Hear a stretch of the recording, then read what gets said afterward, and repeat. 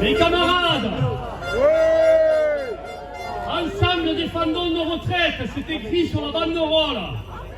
Le mot ensemble prend toute son ampleur, en sachant que la Commission européenne des syndicats est solidaire des syndicats français. Dans leur opposition au report de l'âge de la retraite en France, elle souligne le fait que les syndicats soient unis dans l'opposition est un signe clair, et cette proposition gouvernementale injuste et inopportune.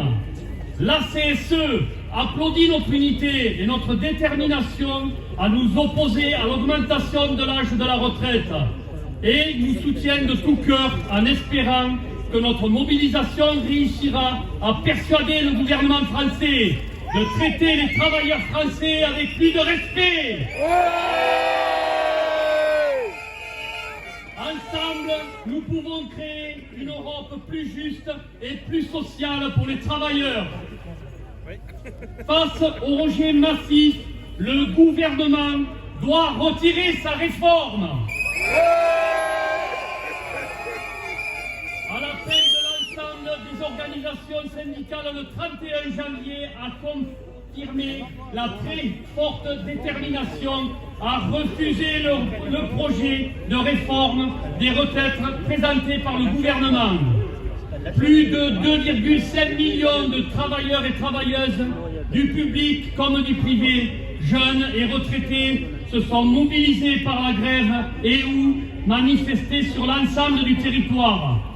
Cette mobilisation d'ampleur fait suite à celle du 19 qui avait rassemblé près de 2 millions de personnes.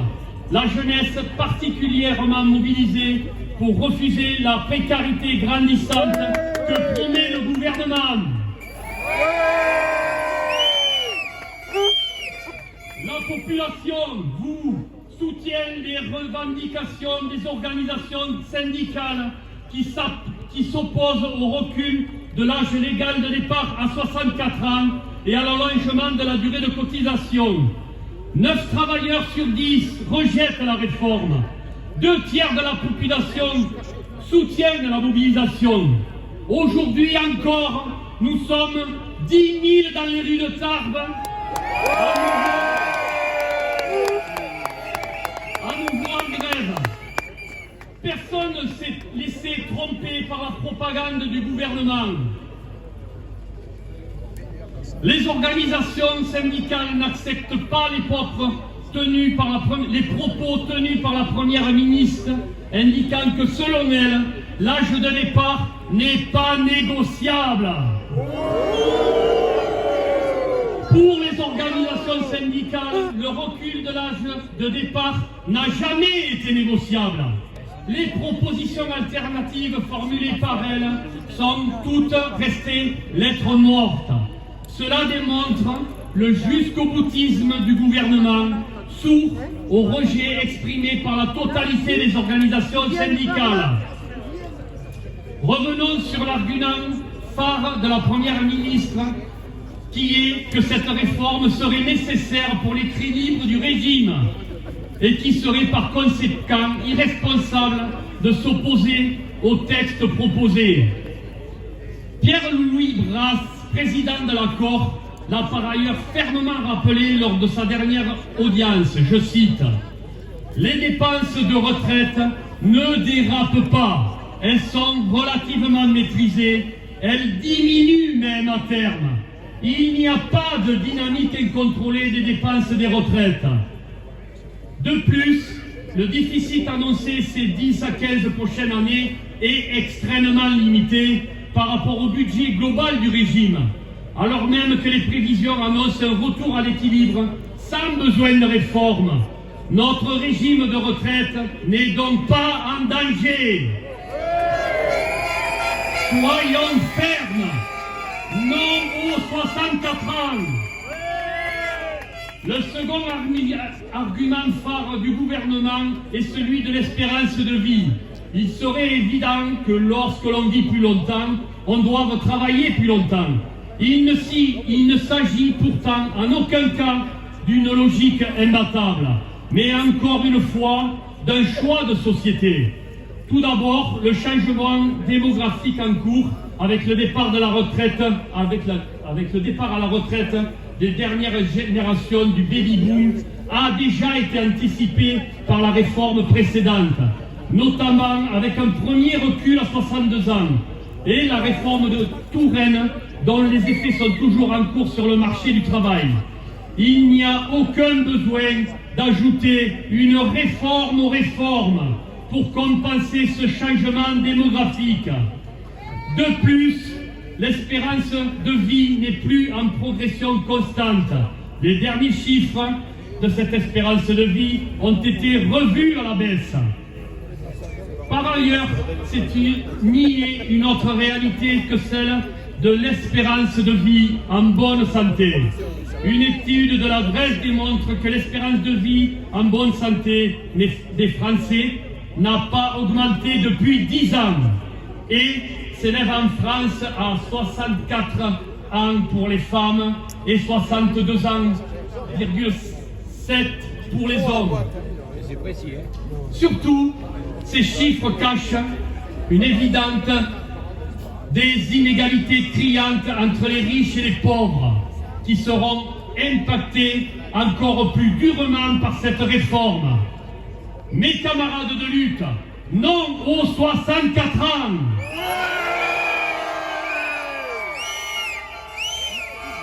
Sur ce qui est proposé dans les textes, ce projet de loi est donc injustifié, mais est également profondément injuste. Sur le recul de l'âge de départ et l'allongement de la durée de cotisation, le texte proposé fera travailler tout le monde 2 ans de plus. Les départs dits anticipés auront donc lieu à 62 ans au lieu de 60 actuellement. Cette réforme, c'est 2 ans ferme pour tout le monde.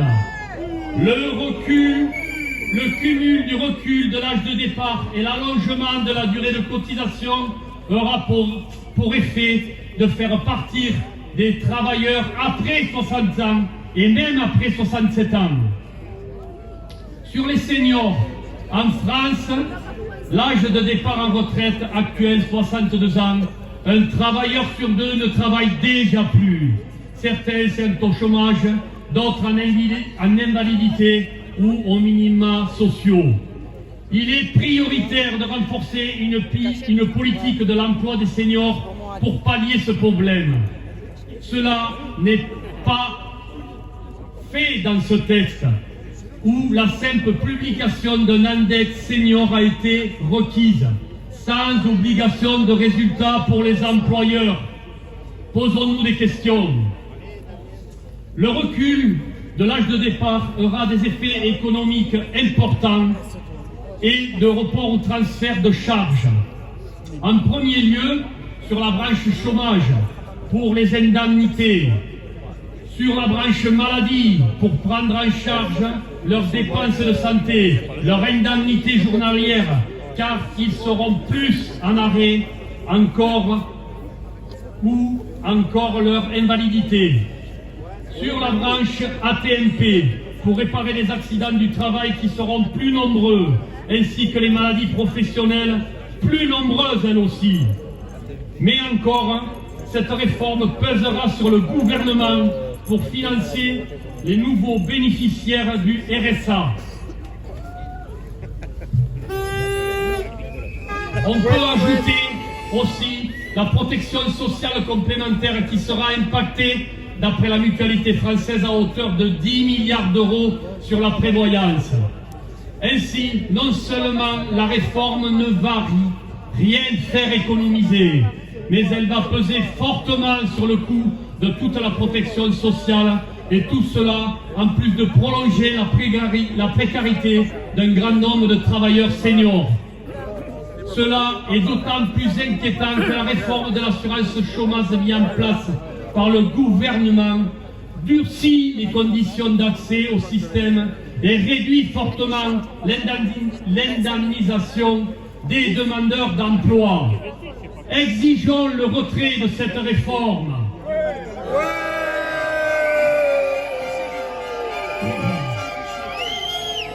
Sur les inégalités femmes-hommes, contrairement à ce que dit la Première ministre, les femmes seront particulièrement impactées par cette réforme.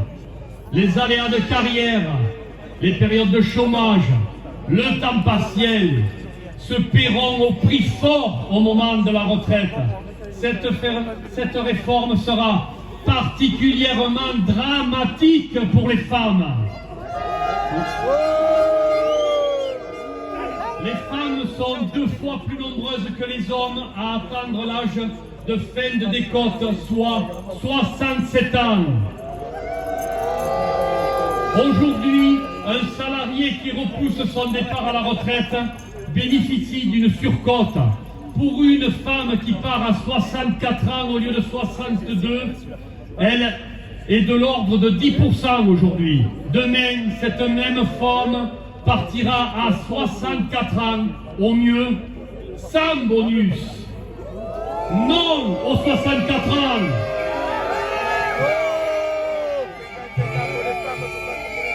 Sur la suppression des régimes spéciaux, ils font partie du contrat social. Ils sont la contrepartie de bas salaires, des horaires décalés, du travail de nuit, le week-end, des conditions de travail spécifiques à certaines professions, de la pénibilité. Avec la suppression des régimes spéciaux, c'est aussi une perte d'attractivité majeure pour de nombreux métiers qui peinent déjà aujourd'hui à recruter. Sur les mesures sociales du texte, toutes les mesures de ce texte qui ont été présentées comme des mesures de justice sociale ne sont que des mesurettes qui ne toucheront que la minorité des retraités. Ainsi, le gouvernement s'engage enfin à appliquer la loi de 2003 qui fixe la pension minimale à 85% du SMIC, soit 1 200 € bruts, montant à peine supérieur au déclenchement du seuil de pauvreté. Cette mesure ne concerne que les personnes ayant eu une carrière complète au SMIC, alors que la plupart des retraités précaires voient leur pension diminuer justement du fait des difficultés à accéder à une carrière complète. En revanche, aucune revalorisation du minimum vieillesse qui stagne à 961 € maximum pour les carrières incomplètes entre 64 et 67 ans. Mes camarades, on veut nous adoucir en brandissant des mesures misérables. Enfin, sur la baisse des cotisations employeurs AT&P, en parlant d'inégalité, comment ne pas relever une nouvelle exonération patronale avec la baisse du taux de cotisation pour la branche accident du travail maladie professionnelle de 0,1%, en compensation de la hausse du taux de cotisation vieillesse pour les employeurs. Cela représente 800 millions d'euros qui n'iront plus à la réparation ni à la prévention dans les entreprises pour la santé et la sécurité des travailleurs. Mes camarades, nous avons des propositions.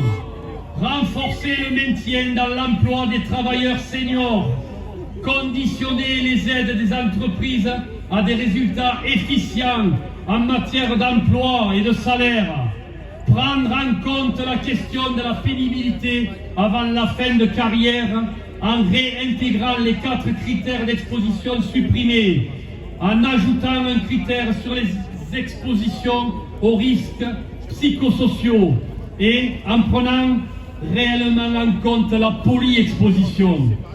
Encourager la négociation collective, à la fois pour l'emploi des seniors, mais également pour les questions d'égalité au travail. Lutter contre les inégalités femmes-hommes au travail. Une réelle égalité salariale pour les femmes et éradiquant les écarts de rémunération permettrait d'augmenter les cotisations et donc les recettes du régime.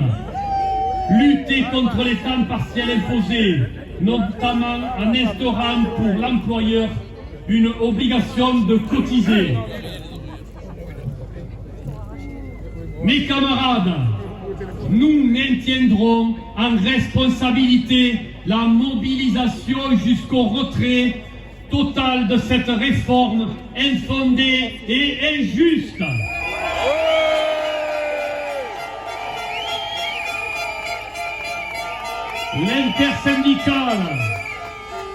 L'intersyndicale appelle toute la population à se mobiliser par la grève, la manifestation encore plus massivement le samedi 11 février prochain pour dire non à cette réforme.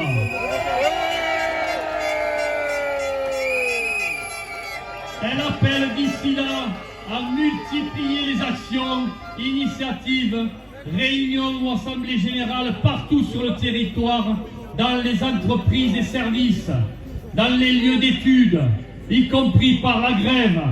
L'intersyndicale nationale se réunira ce soir. Mes camarades de lutte, unis, nous vaincrons.